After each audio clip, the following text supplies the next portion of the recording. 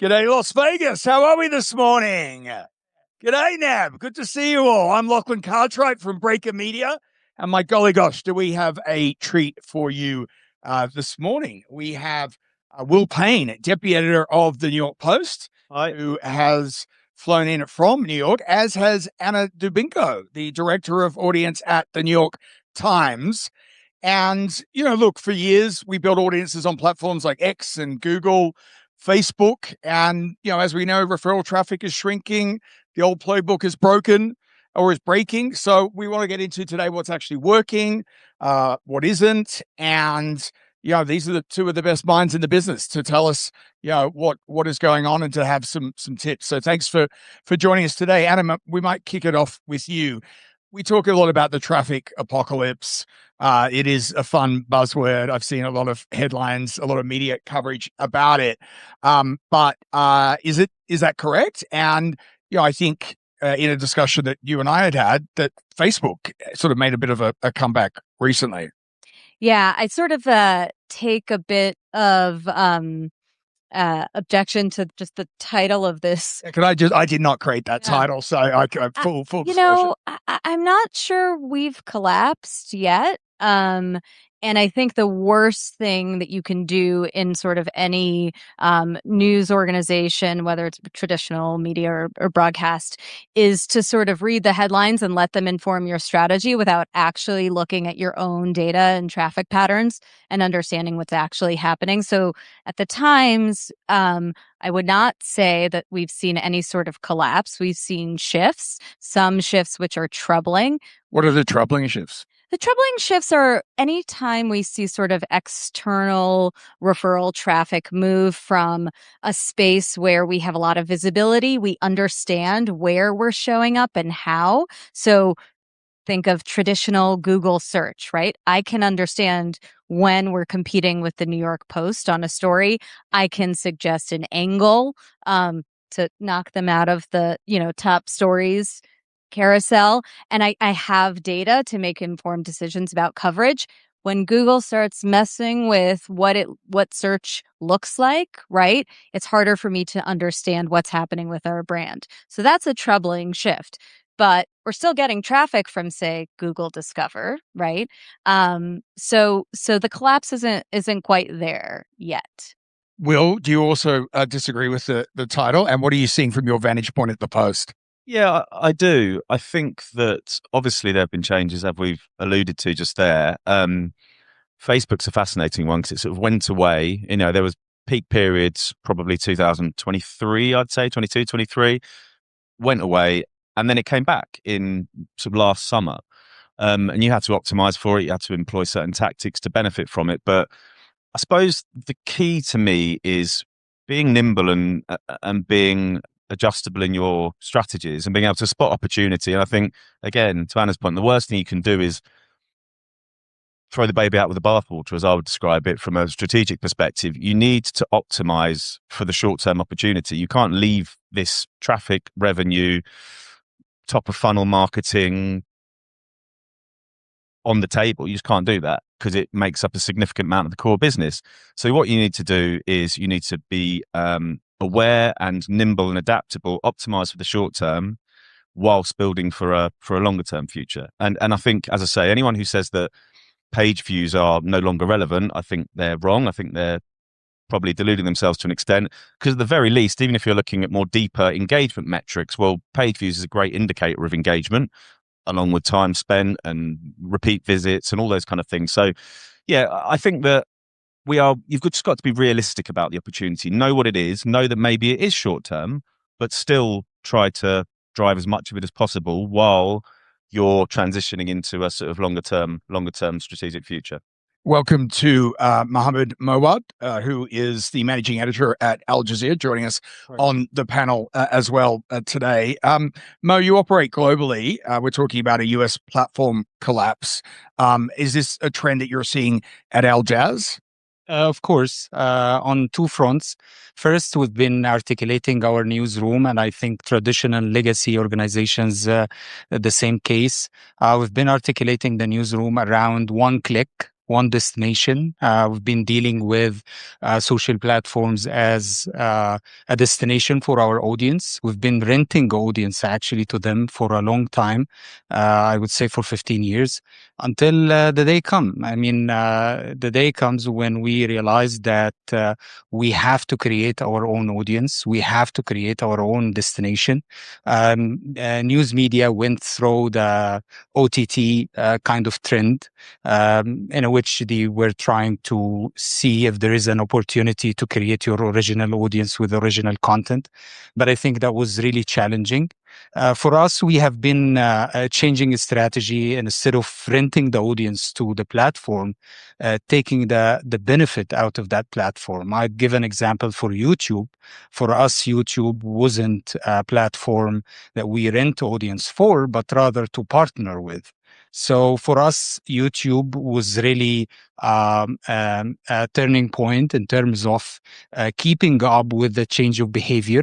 And I'm going to speak about this in a minute. So the change of behavior of the audience who are looking for live, concurrent kind of following of the event. So we've really partnered with YouTube on that kind of moment. YouTube want to tackle the moment by live streaming, and we wanted to. And we wanted a very reliable platform to broadcast on and to make it free for all. And that's when we've got like 700,000 views in one moment, a concurrent view in one instant when the war broke between Iran. So you're talking about Iran, the coverage there, yeah. So that created a kind of a new relationship, I would say. It transformed our view of YouTube and other platforms, and it really made it about partnership rather than us renting them the audience, and they do their subjective kind of algorithms to change the strategy in the morning and turn our audience away from our content. And that was the case with Facebook. Then comes the fact that these platforms really challenged us, not only in terms of us giving them our audience as a destination, but they challenged us by changing the behavior of the audience. So the audience come to you as a traditional news organization, well informed, well updated. They receive their push notifications. So we really had to cope with that kind of new behavior of the audience that the social media platforms has changed. So it's a kind of a two-way kind of relationship. They have impacted our audience, and we wanted to make sure that we have this kind of partnership with them rather than us giving them the whole content to deal with the way they want. Does anyone up here think that some of this is self-inflicted? That, for so long that we kind of gave over to the social networks, and we gave over to some of these platforms, our content wasn't really, monetized. And then, they bit the hand that fed them. What do you think on that, Will? I've heard consistent debate about whether, if the platforms went away, would everyone migrate back to traditional sites? And it's very hard to say whether that would or wouldn't happen. And ultimately, you need to be where the audiences are. You do need to be where the audiences are. I firmly believe that. Obviously, direct relationships to the audience is far preferable to off-platform relationships. But in an era when there was huge audience to drive, it was you had to be playing in that space. I think if you hadn't have done, then it would have been problematic. I think that also you've got to remember that as a marketing tool, that top of funnel is very, very beneficial, and you are showing your content to lots and lots of people.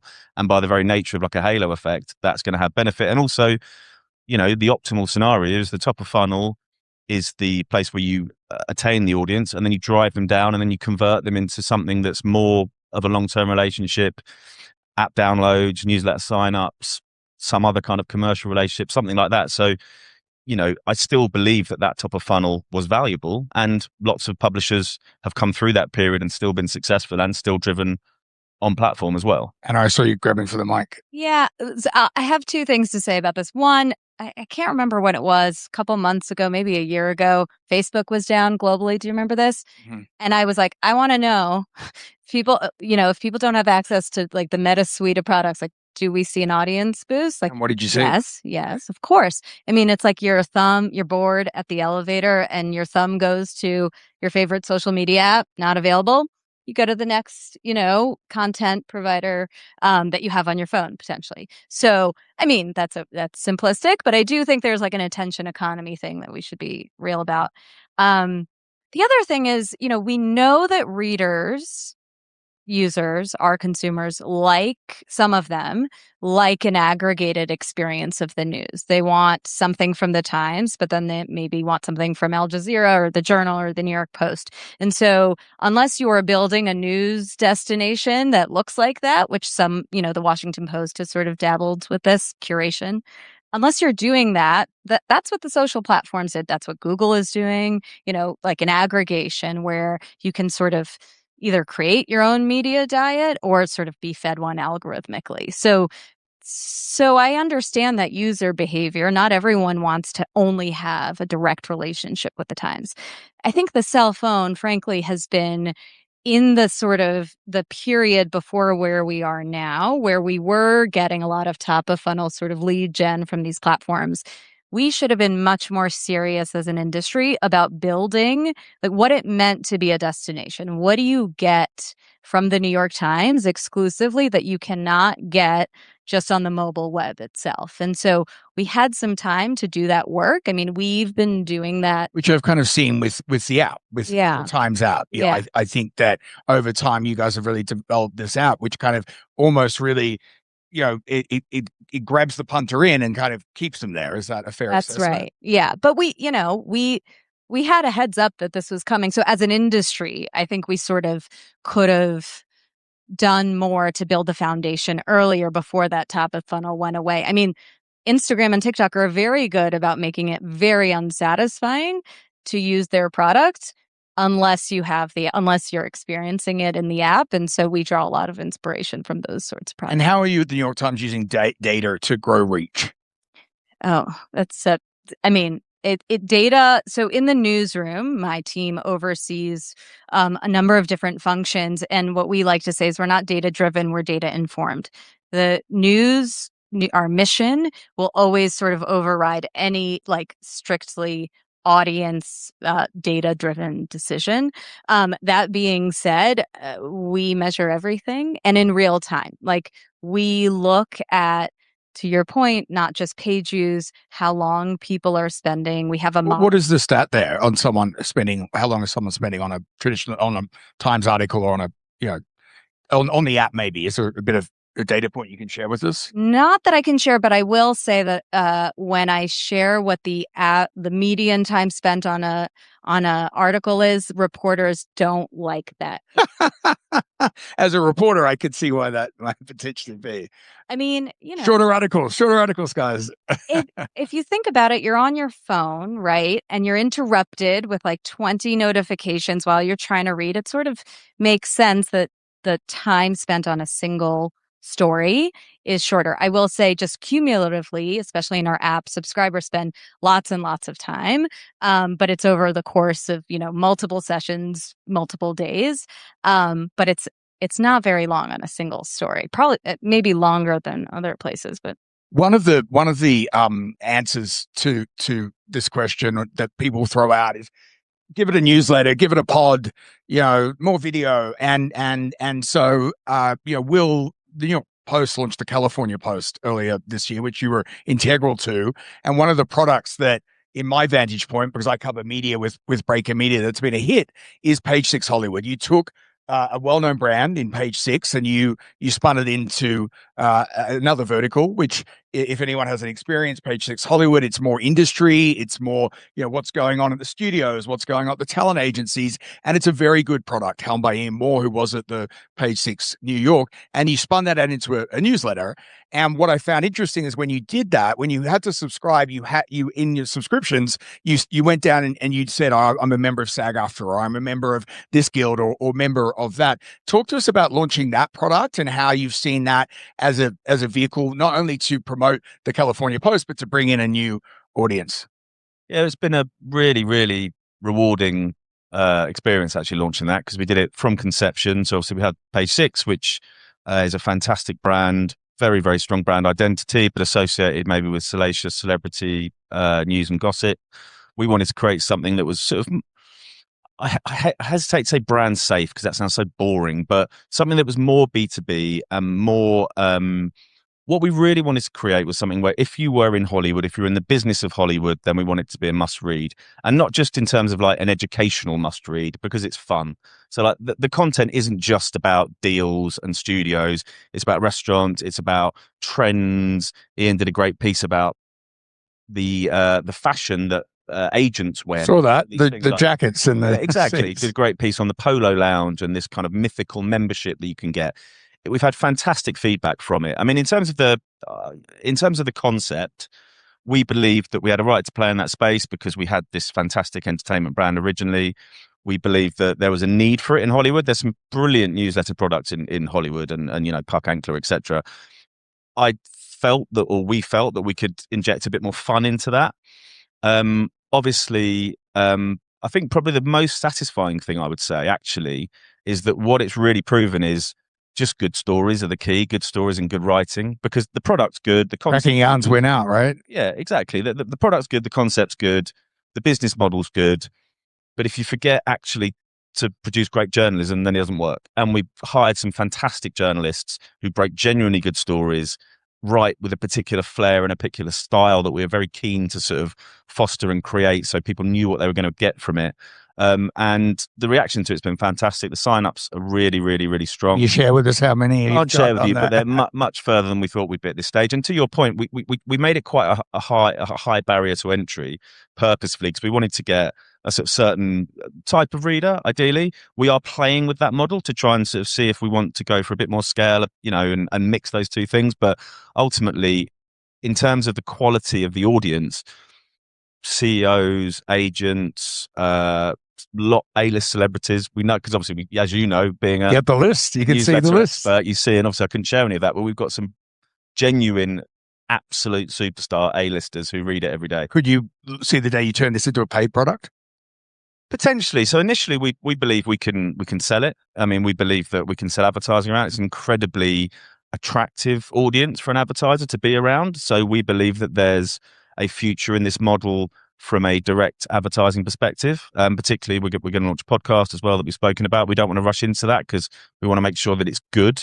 And I think quite often, that sounds really simplistic thing to say, but podcasts can just be an ancillary, bolt on. And we actually want the podcast or the show to be a must-see product in itself, not just a sort of aid to the newsletter. But no, we believe that there's a definite direct advertising opportunity. And at some point in the future, we may add a paid layer as well. But there are a lot of paid products out there and, you know, people are being asked to pay for everything. And I do think, you know, this may sound slightly counterintuitive, but being in a very heavily paid world and not asking people to pay is quite an attractive proposition. Mo, a lot of cracking journalism going over at Al Jazz. What formats are working for you? Is it live blogs? Is it newsletters? Is it pods? Like, what trends is working for video is Al the Jazz? king now. That's why New York Times is leaning more into video. There's vertical videos, right? Very competitive with TV organizations. Well, video is really the name of the game now. We've been investing heavily on video. We say that TV is from an old kind of era, but when social media really enforced that kind of video mentality with the behavior of the audience, it really helped us. Yes, it is not a TV kind of era, but it's a televised era, and the televised era would work for the benefit of us. And then the challenging point was really to personalize that kind of video content. The interest of the audience in influencers, creators, really placed pressure on us to have our news personalities more, engaged in producing and even delivering the content, and make it more interactive, so that people would connect with the news anchor or the correspondent more, and make it more as a personal story, so that it transform that kind of very a traditional news anchor into a chef who's cooking the news in front of the audience, so that it is a story, it is a journey, and it is not boring comparing to other content out there on the social platform. You just hit upon a point I wanted to touch on, which is this kind of trend that we're seeing across the board from personalities, from institutions to personalities. The Times is known to have a star system, and there are journos there that the Ezra Kleins of the world that really do drive a following. How do you guys go about thinking about how do we use that to bring in a bigger audience? A star system. I don't know what you're talking. maybe that's a industry joke, but the answer is actually that it's not all. What we found is first of all, we've been experimenting with video and sort of what level is a reporter on camera going to add something beyond just what the news story is in video format. And so we have lots of different types of video, including hosted shows. Ezra is a great example from Opinion, but also, the Popcast podcast, those two guys. Michael Barbaro, The Daily. Right, or Kevin Roos and Casey Newton on Hard Fork. So, but we also have, and we have found that some of the other sort of news video that we've been experimenting with, both reporter on camera, but just a one-off, Jodi Kantor over the weekend, sort of talking through her big scoop with Adam Liptak on the SCOTUS papers, but also field video, like we're on the ground in many places. We know that readers don't really understand that from just the Dateline, but it's very clear we're on the ground when there's video footage of a reporter there. And even without a reporter's face, right, directly talking to the audience, we've even seen that sort of show real positive signals and move our audience, especially our social audience, to consider us more, to understand what it means to do the kind of journalism that the Times does without us having to explain it sort of explicitly. It sort of grows trust. We've seen it grow trust with our brand in ways that are really interesting and really valuable. The key is for us, we don't make something just for social, right? Anything we make, I feel really strongly about this, anything that we make, we have to be proud enough of it to host it on our site, so that if you see a social video from the New York Times and you're like, oh, maybe I'll check out what else they have, you're gonna see that video or videos like it on our platform. It's not like a separate sort of experience, which is really important as we use social to sort of introduce ourselves to prospective new readers. Will 2026, is there such a thing as a viral story? Like, do you guys still see yarns that pop and go quote unquote, viral? Yeah, of course. I mean, if we can't break exclusive stories and original stories, then we're in trouble. And I think that ultimately, despite the fact it's harder to own those stories because obviously they're replicated very, very quickly, I think there's techniques and methods you can use to bring a degree of ownership to it in terms of the insight. You can bring in all the rest of it. We broke a story a couple of weeks ago about an NFL coach that's retained and maintained significantly high traffic in search and various other places. So we definitely see viral stories 100%. And it can still attract huge audiences from those referrer platforms, again, despite the challenges you face with them. But ultimately, what you want to do is be associated with that high quality journalism so people seek you out proactively. And again, to the point from a video perspective, I sort of relaunched a video operation at my previous employer, which was The Sun in London, right? Yeah, and we completely remodeled it, restructured it.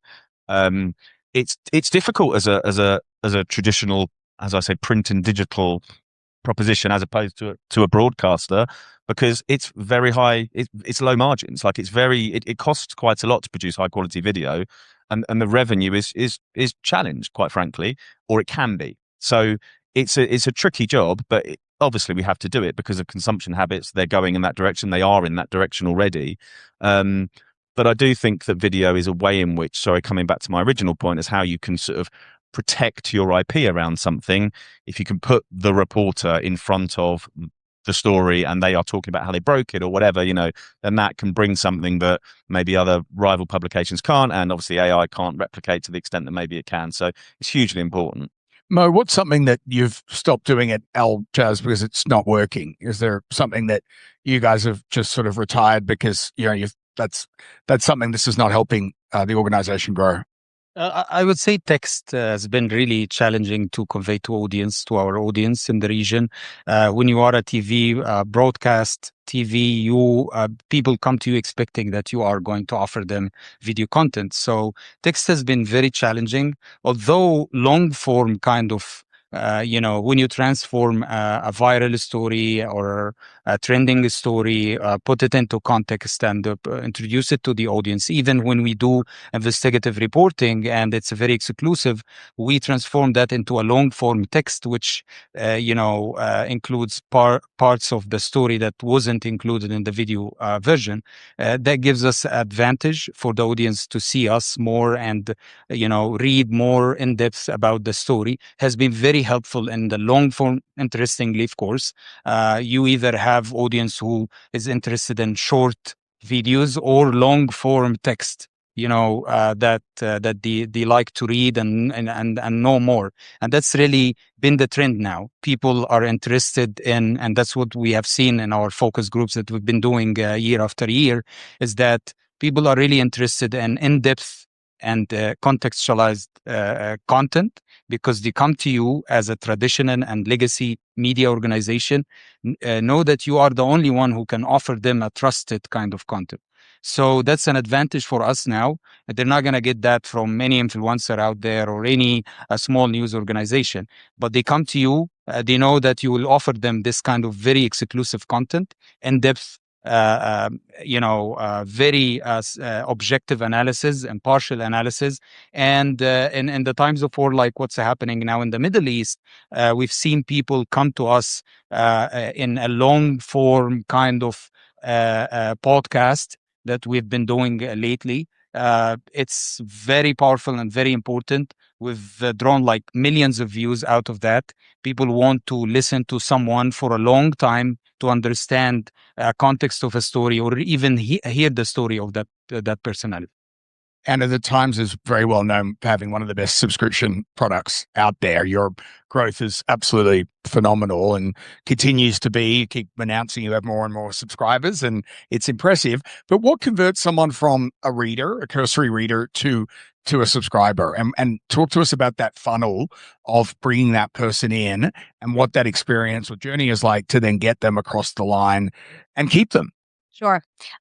So something that's different about the Times from other news organizations, we don't actually share with the Newsroom. We share all sorts of audience data, but this comes directly from our publisher. We do not share any sort of subscription, what story converted, how many people. I have access to that data, but it's secret. And the reason for that is bring it today for us. I thought you absolutely. promised me a I'll give scoop. you some. Next slide is our subscription. No, but the reason for that is actually, that data can really be misused. Like the number one predictor of if someone is going to convert on any story is are we on sale? Oh, really? Right? Yeah. So you don't want reporters or editors making sort of inferences about the topic or the format or whatever if it's just like that was a 20% sale off, right? And they have no idea because they're not logged out. They don't. But so that aside, I think the thing that really converts and the thing that we're sort of always trying to adjust the dial is engagement, repeated engagement, exposure to the breadth of the content that we have is the best possible way to move someone who has no relationship with us, right? Is logged out, an anonymous reader. Then down the funnel, we have a registered state where you have to log in. We know a little bit about you. We know your email address. We can send you the morning. We can sort of send you some targeting, start to personalize your experience. And then, at what point do we block you is both a question of algorithms, right, which are powering all of our paywalls right now. So not everyone has the same sort of access. And two, it's like we need to form a habit, you need to expect that you can gain access to our product. But then we also need to block you to continue to grow our subscription. So this is like the $1 million question. Apart from the price, it is, do you come back more than once a week? to us directly or through other channels? And do you read widely, right? Do you read across coverage or desks? So that's the kind of thing that we look at. We also know, to the video point, actually, if you've watched a video with us, you are more likely to be engaged and to subscribe eventually. And this is just true across all user types. Can I just ask one thing? In terms of the difference between content that converts and content that retains, and so content that your users engage with the most, do you see a significant difference there? And do you treat those things differently, the same? Well, so the models sort of on the back end, we have historical sort of data to understand what type of, it really has to do with the channel, right? Is the user coming from search? Is the user coming from the morning newsletter? Are they coming from the homepage? So that matters a great deal. Where is the person finding us? And goes into sort of how the models operate. And absolutely, more commodity news. We have a general assignment desk called the Express Desk.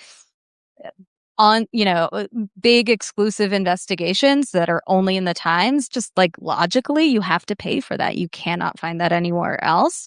So generally, I will say, though, that a lot of our sort of live coverage, which is not commodity, right? We have people on the ground, but it is also something that Al Jazeera offers very well. We've seen that sort of really drives not only engagement, but like really deep engagement across all parts of the funnel. So that's been a little bit of a change. But it's really, I mean, it really is a mix, but news is our biggest lever. I mean, it's sometimes we're sort of like ashamed of, not we at the Times, but sometimes like, oh, we need counter programming, we need softer things, but news is the thing that people pay for when they're paying for the Times, and it continues to work. We lean into news, being fast, but really when we can't be fast because we need to triple check the facts, like being accurate and having a level of quality that I think people expect from the Times, even if it means we're maybe like 5 minutes later than Al Jazeera, the Post. Will, the Post doesn't have a paywall. At least you have the sports, I believe you have a paywall around. But what does loyalty look like in that case when you don't have, a hard paywall, like the Times? Yeah, it's significant. So just to clarify, we do have a Sports Plus model, which is a paywall around some of our sports content. So it's a columnists, right? And it's a hybrid model, which I think there's significant growth in, actually, as a sort of almost like a separate business. We have a huge number of signed in users, so we have a large number of amount of first party data on people, which enables us to do a variety of different things in terms of monetization and personalization. And then we have different cohorts of users, who our most loyal cohort, a very small proportion of our users account for a very, very, very large number of our page views, without wanting to allude to a sort of outdated metric. But so we have hugely loyal direct users who come back every day. Obviously, we've got a significant app audience as well. App's a fascinating one because it's obviously far more engaged. There's a far more direct relationship. You can hook people back in with push alerts, etc. The challenge for apps from a programmatic perspective, so from a sort of an advertising based model, is the CPMs and the RPMs are much, much lower in app. So we are doing a lot of work to try to raise that floor, because obviously you want to get to is a place whereby you're not cannibalizing an expensive and valuable web audience in order to drive to an app audience. Because obviously an app is a far, far more reliable, highly engaged audience than mobile web. But even on mobile web and desktop, we have significant engagements from certain cohorts. So I think it's about knowing your audiences, knowing who they are, and again, with that funnel philosophy, trying to move people from a slightly less engaged cohort to a more engaged one in a variety of different ways. Mo, the challenge I think for Al Jaz is you're building loyalty over different geographies, different locations where audience needs may be completely different. How do you look at that, and how do you go about that? Well, it's almost impossible. I mean, and the case I'm sure with New York Times as well, when you have exclusive reporting, Yes, if you need to read the article or watch that kind of video, you have to subscribe to us or do a subscription, because that's a very exclusive content, and we spend effort and money to get that, and that's very exclusive to the New York Times or Al Jazeera. But at the same time, you have this kind of public trust, and you have a long-standing audience who is really looking at you as a responsible news organization. And you know that if you put a kind of a paywall or even a free subscription, and we have faced that actually. Now we have a dedicated platform, an OTT platform that is called 360, and what we do in that, we just limit viewership on that kind of platform for a certain kind of content, which has nothing to do with our programs. At first, we have decided to carry all the programs. If you want to on-demand the program of Al Jazeera, you have to go to that platform to watch it, and that's free of a charge subscription. Just subscribe, give us your details, and you can watch it as a first stage. But then what we've noticed is that people are not engaging with that kind of process. And it has something to do with the industry itself within the region in the Middle East. And it has, because, there is a big difference between here and there. And in addition to that as well, the Al Jazeera's audience 30 years ago is with you, looking at you, framing you as a responsible news organization and non-for-profit organization. You cannot even ask me to subscribe for free to watch that video. I have to see it. Where is the video? And we've received like hundreds of comments from people asking about a certain program. Where is it? We want it on YouTube. And YouTube really here is very successful in offering not only your channel, but others and you in addition as a suggestion for anyone who is watching a certain content. So I think it's very challenging. We've yet to discover the right model for us. And I'm sure that's the case in U.S. news organizations as well. You've seen NBC and the others, or MS Now, diverting from spending money in OTT because they've seen that people are not really engaged with that kind of with that type of content. I'm going to come on to AI. I'd be remiss at an event like this not to talk about it. I know the Times have been locked in litigation on AI. How has AI and it changed search and discovery and the way you think about it at the New York Times? We think about it all the time. We watch the hardest part about sort of any conclusion that you draw about how the landscape has changed is sort of like out of date by the changes by the time you put the deck together and present it to executives.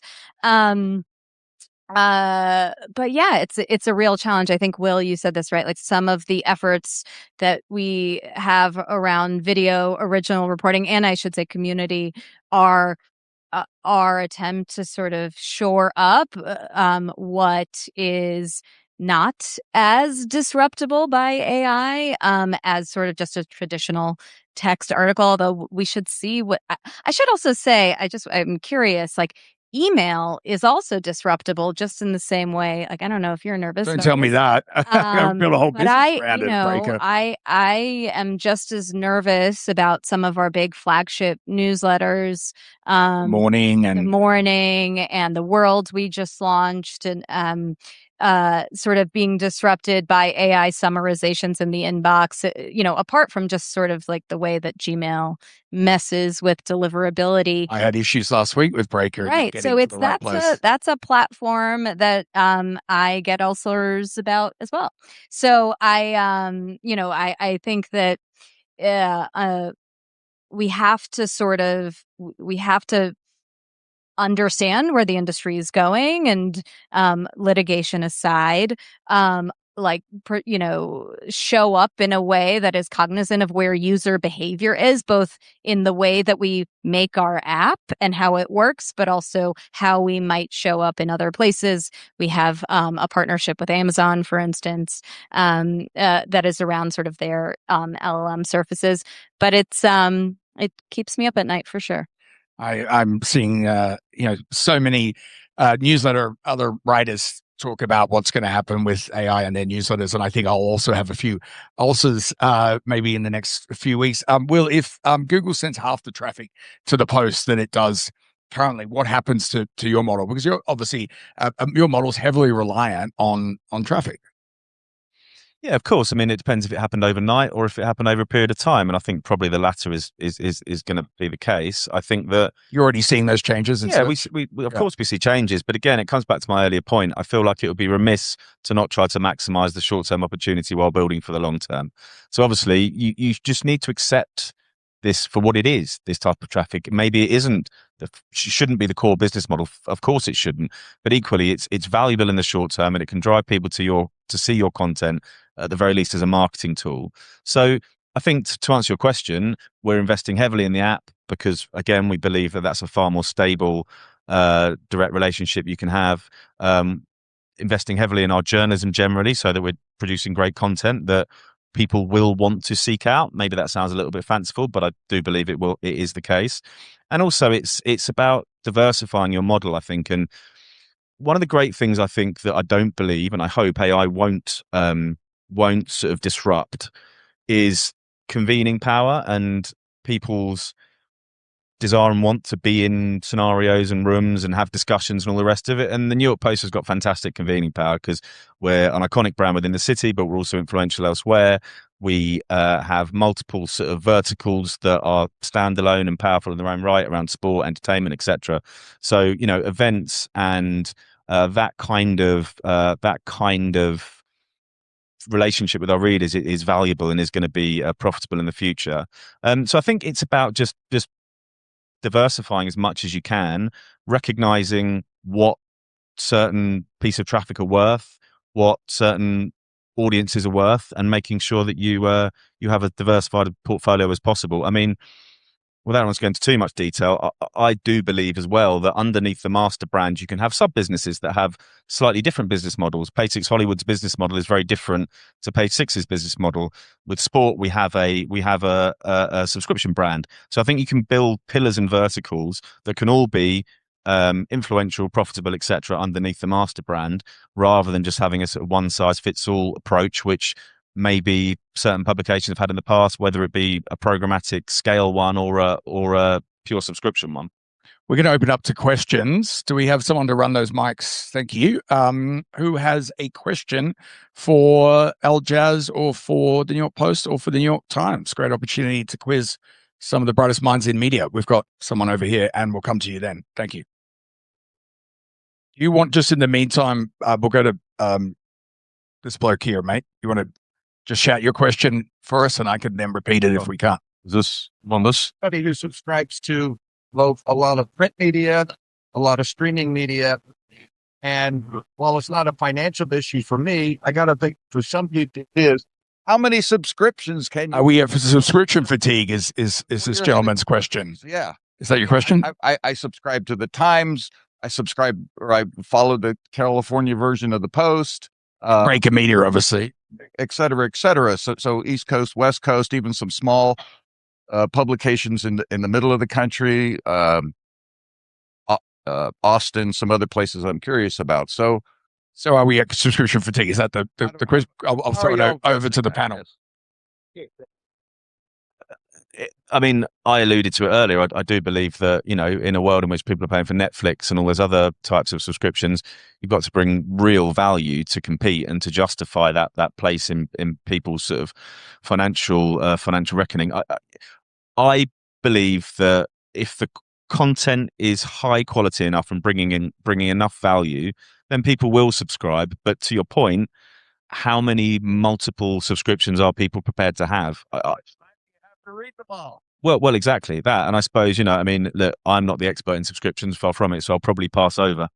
Yeah, I mean, so in the Napster era, we finally got young people to understand after, in the Spotify era, that high quality content is worth paying for. So that was great. And the expectation was that you had to pay for premium content.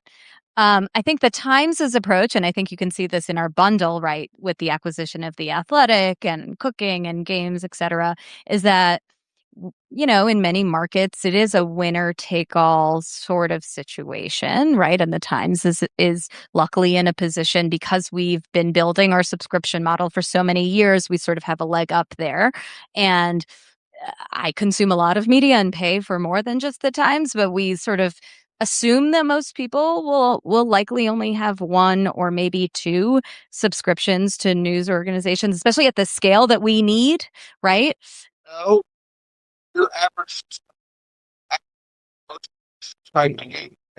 I don't know that I've ever looked. I'm sure we have that data. I don't know that I've ever looked at it, but just at the scale, I mean, what are we, like 12?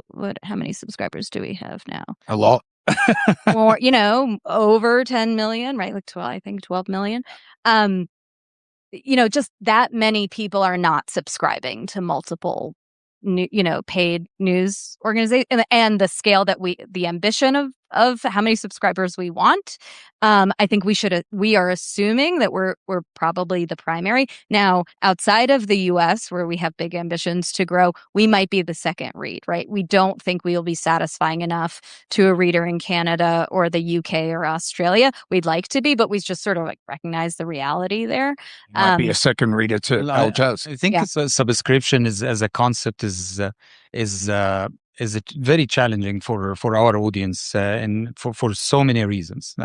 In addition to the fact that someone would feel like the fatigue from subscribing for so many outlets, but at the same time, I would say that the whole concept is going to transform soon. It is going to be you wanting to watch a certain content, and I want to pay for this content only. Or a certain to journalist. commit. Yeah, and that's what we've seen recently from the data that we've been visualizing out of the audience profile, that people really are interested in a certain content, and they don't want to subscribe for just one piece. I want to get to that bloke just over there. Yeah. Bringing a question from New Zealand.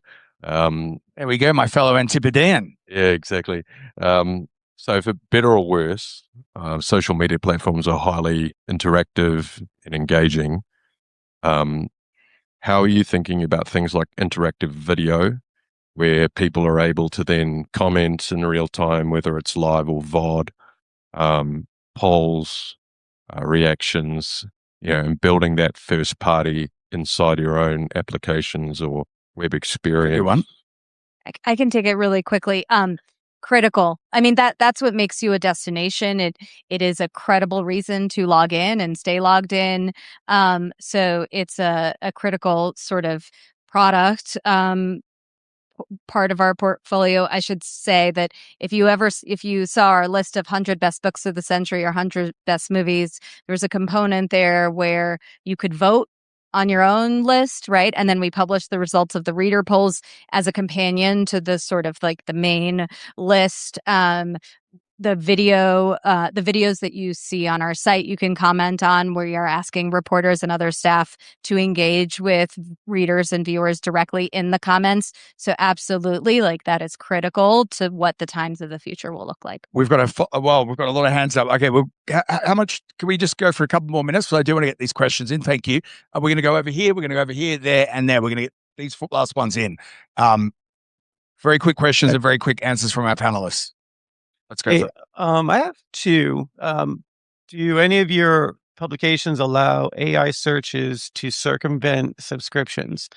I do a lot of Claude searching, and as I'm searching, I'll see the icon of the actual page it's getting the information from, and a lot of it's from YouTube, a lot of it's from other social media sources, and some of it's from doctoral dissertations from actual universities.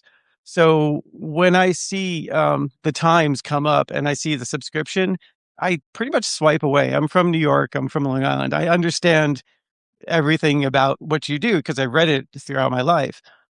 But I can find it in other ways. So if I can use Claude, because I think within 5 years, we're all going to have a personal AI at one point, and that will be my personal assistant. I'll say, hey, what's in the news today? And it will understand who I am and find that news, and it will search everything, including all your subscription or whatever I'm accessed to through my AI. That will be my information source. There's too much for me to absorb. So I need something to help me capture it. Anna? part of our litigation is about this very thing, which is if you want to license our content, that's great. And if we can't come to an agreement on the value of that IP, on the value of that original content, like we, there are other remedies there. But this is what I'm saying about like understanding the future. We can't be invisible in the sort of LLM surfaces that we know that users are going to. What the value of our presence there is like what is it's above my pay grade and not really my job. But you're right. And we do have technology to block, right? I mean, it's a little leaky and hard and to block sort of crawlers that shouldn't be reading our stuff. Right. It works most of the time, but very quickly, you had a second part, and then we're going to go over here and get the last couple. The other aspect of the subscription, I would rather subscribe to the journalist, because you say there's less good journalists. So if I found a journalist that I like, I want to attach to that person. Couldn't the model be newspaper holds the highest standard of journalists, and I go find that journalist within the magazine, I subscribe to them directly, and it could be at a lesser value, but I would still be locked. Will or Mo, thoughts on that one? Yeah, that's what I was talking about just now. I mean, yes, I think the subscription model, even us giving access to AI models to search our data, although I do agree with you, Anna, regarding the licensing and the litigation of the issue, but at the same time, sometimes the hallucination of the AI model would put us in a very critical situation in terms of our reputation. So the sometimes quote Al Jazeera or other news organization in a wrong way that would, out of context, that would really harm our reputation. That's something that we're working on right now. And at the same time, yes, personalizing news would lead news organizations to rethink the whole subscription model. They will have to, and I see it coming very soon. Great questions from this audience. We're going to go here, there, and then over there, and we're going to have to wrap. Thank you very much. My name is Danny Bush. I represent St. Bonaventure University, which is in Western New York. It's 2 hours from Buffalo, 2 hours from Rochester. So right now, not at the scale you guys are, but we use a platform called Tap Into. And what we found, we have traffic rising greatly in student media because our platform is free. And even our small town Times Herald, they can't print as many days as they used to. And nearly anything you want to read is behind the paywall, including even the police blotter. So people are coming over to us for that information. What do you think student media and more intro level media, not at your level, could offer audiences for the future? What can I tell my future journalists who really like this and who are good at this? Will, what can mate in the front row tell the next generation? I think to be multi-format, so not to just concentrate on the written word, but also to concentrate on video, short form, long form, etc., and potentially newsletters. So just to be diversified in your approach, and it's we are in a creator economy to an extent, so I do think there is an opportunity to monetize and to be successful. Obviously, monetization isn't the sole objective, particularly for student media, but to sort of build a personality, have a specific take on things and opinions and all those kind of things. I think that the intersection between opinion and news is often slightly blurred. Will probably become more and more blurred, rightly or wrongly. But I think my first piece of advice would be to be multi-platform and concentrate on multiple different ways of purveying your information. Thank you, Will. This bloke. Notwithstanding anyone up here's standards, do you have a comment, or is there a sort of a push to, I'm seeing a lot in media where we're moving away from the inverted pyramid, and I'm seeing a lot of things that are a little bit more clickbaity, even in like what you might think of as traditional media, like even the Seattle Times, where kind of burying the lead, and instead of finding like so-and-so did this, it's famous person from this show did some horrible thing. Is that a pressure that you're feeling, or is it something you're seeing in the industry that is maybe motivated by the drive to drive traffic to your outlets? So clickbait. Yeah, I mean, look, I'm going to be honest about this one. Unfortunately, the platforms that have a significant amount of impact on our businesses and have done traditionally reward that content, and that's really problematic. And that has resulted in certain practices that I would argue are negative in the way that you've just described. I personally believe there's a distinction between a curiosity gap and clickbait. You know, like, I mean, I do, and I know it sounds nuanced, but I think my definition of clickbait is you click on the story and you're dissatisfied from what you get, and you don't get what you thought you were going to get. But ultimately, making a headline alluring and enticing isn't clickbait to me, as long as it's done in the right way. In terms of burying the lead, like, I hate that as a practice. I think it's obviously the ambition is to drive deeper and great engagement, get people to consume more ads and all the rest of it. But I think people become wise to that. I do believe that. I think over time, you know, those short-term sugar rush clicks will be the negative impact. The positive impact of that will be outweighed by the negative impact of people not thinking you're a reputable news site and not enjoying your content. This gentleman, the last question. We do have another panel coming on, but feel free to approach this incredible panel off stage. This bloke. Sure. No time for context. But anyway, Anna, you can add some context if you want, man. I didn't mean to rush you. All right. Anna, you mentioned earlier about kind of this situation we are now where winner takes most, winner takes all. New York Post is now going to California. Los Angeles Times is struggling. The second biggest city in the world can't even, keep up. It's a real shame. It's an absolute shame. So we are creating not just small areas with news deserts, but big areas with news deserts. You mentioned how you try to keep the reporting away from the subscription. So you're trying to separate show and business. And yet the business is just like creating news deserts. It's a problem. Yes. I mean, we have, we're acutely aware. This is both like a existential sort of mission problem, but also just like a talent acquisition problem. If we don't have a country full of local newsrooms doing amazing journalism to then sort of bring over to the Times when they reach like the peak of their careers, like we're screwed too. So this is not an inconsequential problem for us. I think, Dean Baquet's local investigative news fellowship, where we partner with a local outlet and he spends a year, won Pulitzers and it's won Pulitzers with Baltimore Banner and et cetera, is like one, I would say, attempt at us understanding our responsibility within as the winner takes all, frankly. But yeah, it's not, I don't feel good about any of it. I don't feel good about the layoffs that happen at the Washington Post. There are journalistic competitors, but as the talent pool shrinks and people leave the industry entirely, that's not good for any of the three of us sitting up here. I mean, all I would say is we have come to California because we do recognize that it is a bit of a news desert in many ways, and we are investing in journalism, hiring a significant newsroom of journalists, reporters, etc., to try to cater for a California audience. Someone wrote a great Vanity Fair story about that for their Hollywood edition. Thank you to this incredible panel. Thank you to Mo from Al Jazz. Thank you to Will from The Post. And thank you to Anna from The Times. And thank you guys. Appreciate it. Cheers.